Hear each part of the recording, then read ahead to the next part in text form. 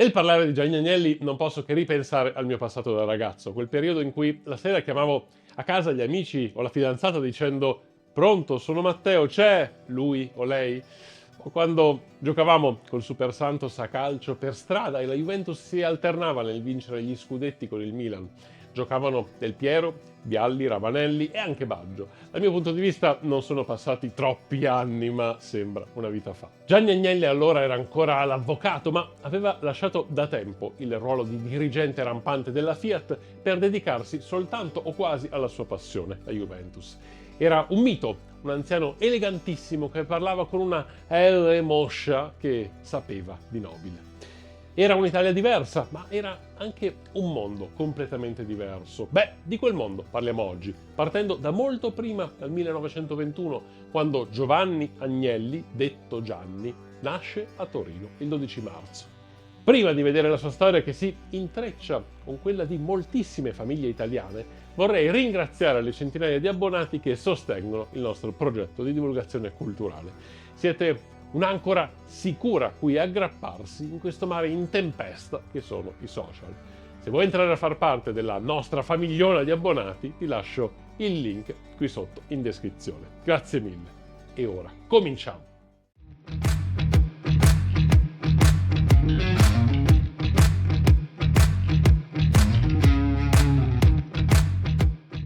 Gianni Agnelli è figlio di Edoardo e Virginia Barbon del Monte e, come tutti all'epoca, nasce in casa, non in ospedale.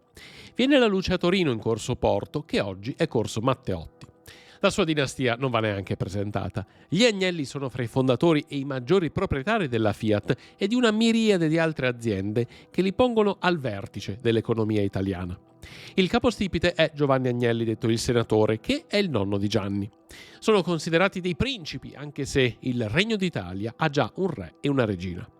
All'epoca i figli vengono destinati a prestigiose istitutrici e istitutori che ne curano l'educazione, e così è per Gianni e i suoi tanti fratelli, ne ha ben 6.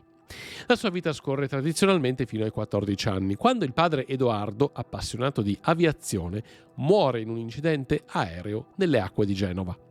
Al lutto per la perdita del padre si aggiunge la faida familiare fra Virginia, sua madre, e il nonno che pretende la custodia dei figli. Giovanni è contro la nuora perché questa si è fidanzata con Curzio Malaparte, scrittore e giornalista anticonformista che in quel periodo è diventato un feroce avversario del fascismo. Virginia e Curzio si dovrebbero sposare, ma il senatore, così era chiamato Giovanni Agnelli, riesce a impedire le nozze e ottiene per sé la potestà dei 7 nipoti. Virginia non è una donna da lasciarsi scoraggiare, riesce a ottenere la custodia dei figli appellandosi a un tribunale di Roma e durante la Seconda Guerra Mondiale è uno dei cardini delle trattative con i tedeschi per evitare a Roma spargimenti di sangue. Mette d'accordo Papa Pio XII e il generale Karl Wolff per capire che tipo dovesse essere. È una donna di polso e capace, ma muore il 30 novembre del 1945 in un incidente automobilistico. Gianni all'epoca ha già 24 anni e ha seguito un percorso diverso. Quello che in seguito sarà per tutti l'avvocato ha servito in prima linea in guerra. È stato al fronte in Russia, poi inviato in Africa, a Tripoli e ancora in Tunisia. In quel periodo non solo è al fronte, ma si laurea in giurisprudenza fra il 41 e il 42. Insomma, non è uno che si lascia correre gli eventi addosso, ma la guerra prende una brutta piega per l'Italia fascista. Il nonno Giovanni riesce a farlo rientrare in Italia appena in tempo prima della disfatta italiana in Africa e dopo l'8 settembre tenta di rifugiarsi in una villa di famiglia a Perugia.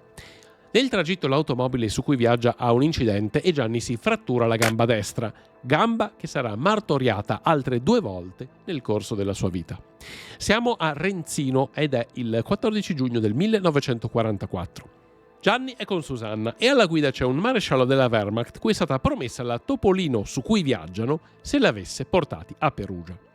Il tedesco però ha un colpo di sonno e i 3 finiscono in un fosso. Gianni chiede a Susanna «Come stai?» E risponde «Bene, tu?»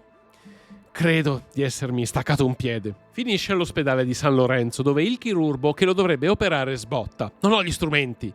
Poi quando Susanna gli fa sapere chi sia il paziente, Il dottor Cirillo suda freddo, si rimbocca le maniche e fa quel che può. D'altronde è giovane, si riprenderà. Gianni dopo un po' di tempo attraversa le linee per andare ad arruolarsi nella divisione Legnano, questa volta dalla parte delle truppe alleate. Poi, per fortuna, nel 1945 la guerra finisce. La Fiat a Torino è un colosso dell'industria, ma il Comitato di Liberazione Nazionale l'ha espropriata al nonno Giovanni già a marzo. L'accusa è di collaborazionismo con il fascismo. Per Giovanni è un colpo duro e l'animo battagliero del fondatore della Fiat, dell'uomo cui si deve l'avvio iniziale dell'industria automobilistica di larga scala italiana, si spegne il 16 dicembre di quell'anno, a 79 anni.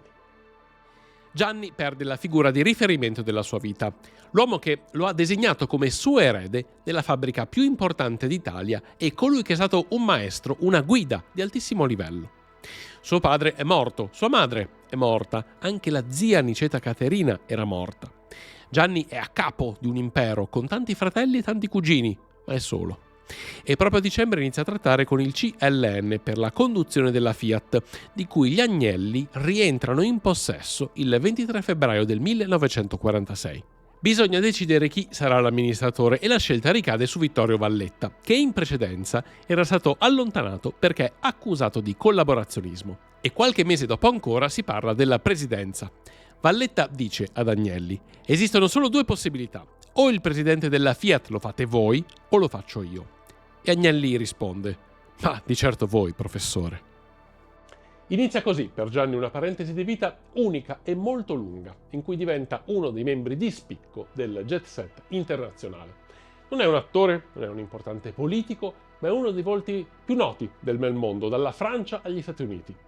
L'America già l'aveva vista, nel 1938 era stato a New York, Detroit e Los Angeles, e l'impressione per quella imponenza non l'aveva abbandonato. La passione per l'Occidente, per il capitalismo era vera, era viscerale, non era solo una questione di classe sociale. Gianni ha 26 anni, è erede di un'azienda enorme, ma è libero da incarichi volutamente e si gode la vita. D'altronde gliel'aveva consigliato il nonno: divertiti prima di metterti nelle preoccupazioni della fabbrica. Nel 1947 diventa presidente della Juventus, la squadra che il padre era riuscito a rendere grande.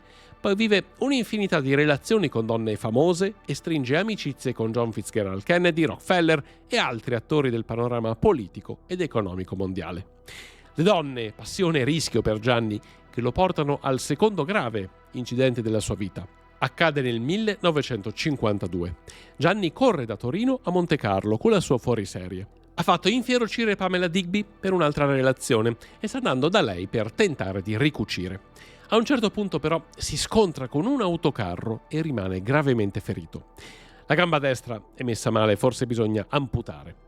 Grazie all'uso di protesi particolari, Agnelli non solo riesce a salvarsi la gamba, ma può anche continuare a sciare, anche se rimarrà leggermente zoppo per tutta la vita. Dopo quell'incidente, la sua vita cambia. Il ragazzo mette la testa a posto, come avrebbero detto una volta, e nel 1953 sposa Marella Caracciolo di Castagneto, bellissima e nobile ragazza toscana con origini dell'aristocrazia napoletana.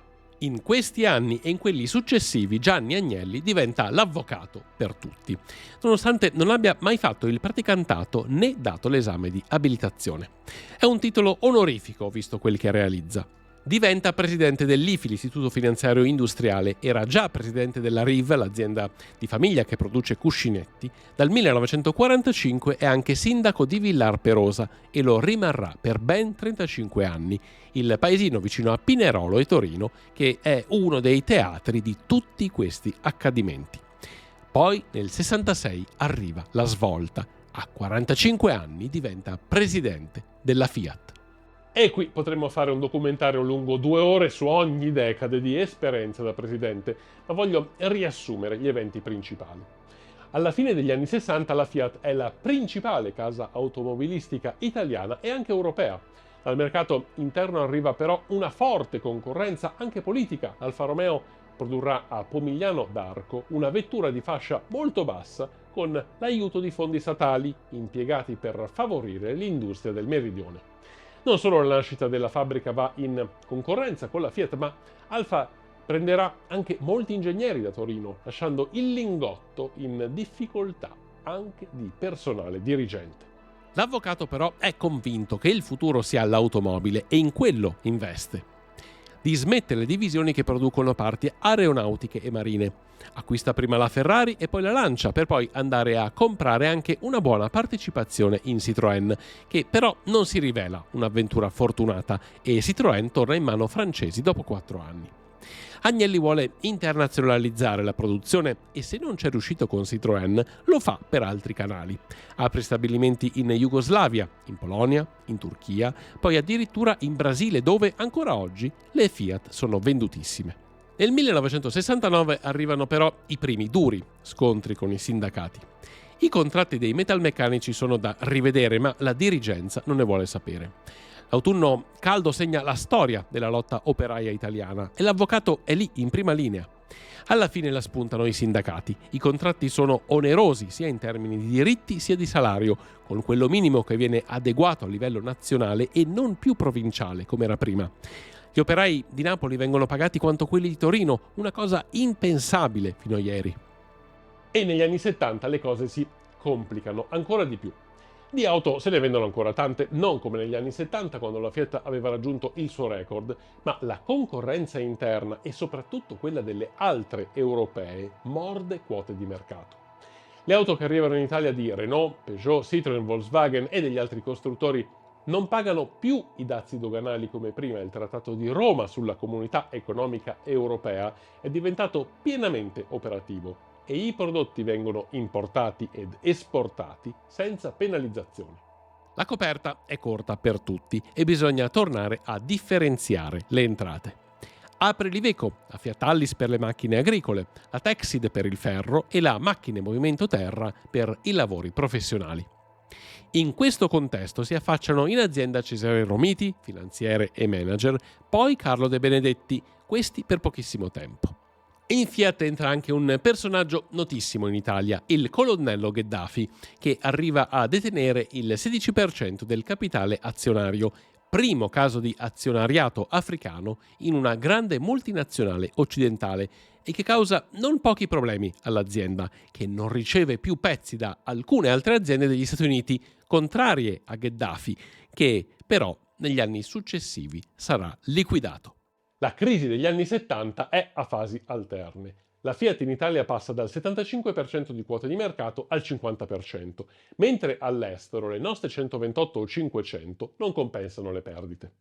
L'avvocato nel ventre diventa presidente di Confindustria, fa ampie concessioni ai sindacati, dialoga con Luciano Lama e tenta di calmare la rivolta operaia, ma gli adeguamenti non placano le masse e nel 76 Agnelli lascia la presidenza di Confindustria. All'inizio degli anni 80 arrivano 3 vetture che ribaltano le sorti delle fabbriche, la Uno, la Croma e la Tema. È di quegli anni l'acquisto della rivale storica, l'Alfa Romeo, che completa il poker d'assi del marchio, ormai in controllo di quasi tutta la produzione italiana di automobili. Affastellate in questi anni ci sono 1000 storie e vicende. Al centro di tutto la Juventus, la vecchia signora del calcio italiano, che negli anni 50, 60, 70, 80 e 90 riesce a vincere tanti scudetti e persino la Coppa Campioni per 2 volte, nell'85 e nel 96, le uniche 2 Champions della squadra. Gianni Agnelli diventa senatore a vita dal 1991, vota la fiducia al governo Berlusconi, ma anche quella ad Alema nel 1998 e in questa occasione dirà: oggi in Italia un governo di sinistra è l'unico che possa fare politiche di destra. E poi ha una travagliatissima vita personale e familiare. Quando è giovane colleziona relazioni con Anita Ekberg, Jacqueline Kennedy e chissà quante altre ragazze del bel mondo. Poi è rimasto famoso per i party allegri in cui giravano polveri di ogni tipo, ma è stato anche un padre forse non del tutto all'altezza del suo ruolo. Ha avuto 2 figli, Edoardo e Margherita, e proprio Edoardo, studioso e storico, muore nel 2000 sulla Torino-Savona. Ufficialmente si è tolto la vita, spinto dal poco riconoscimento del padre nelle sue qualità. Faceva l'intellettuale ma avrebbe comunque voluto essere designato come erede per quella Fiat che significa famiglia, che significa Agnelli. E invece l'avvocato aveva scelto prima Giovannino, morto di tumore, figlio di Umberto, e poi John Elkann, figlio della secondogenita Margherita, un ragazzo di 20 anni più giovane di lui. O forse Edoardo aveva altro per la testa, i motivi non sono mai stati chiariti e lui non ha lasciato nessun biglietto, una circostanza stranissima per un grafomane che ha fatto sorgere parecchi dubbi sulle cause della sua morte. Ma la sua morte meriterebbe un approfondimento intero. Fatemi sapere qui sotto nei commenti se vi interessa. In questa lunga carrellata di eventi siamo arrivati oltre il 2000. L'avvocato è affetto da un tumore alla prostata che lo porta alla morte il 24 gennaio del 2003. Alla presidenza della Fiat lo avvicenda il fratello minore Umberto, che lui considerava come un figlio, e poi lo seguirà il suo erede designato, John Elkann, che rivoluzionerà completamente l'azienda, portandone la sede fiscale addirittura all'estero. Con Gianni muore uno dei simboli del Novecento italiano, l'avvocato, tanto aveva vinto a livello di pallone e di motori con la Ferrari, ma se ne va anche un uomo che la gente considerava simile a sé. Era ricchissimo, azzoppicava, le sue passioni erano quelle dell'uomo comune, il calcio, le belle donne, la politica. Era un uomo competente, con tante luci e tante ombre. Odiato e amato, a volte addirittura per le stesse ragioni, ma è stato un pilastro fra i personaggi pubblici di quella lunga parentesi storica che chiamiamo secolo breve.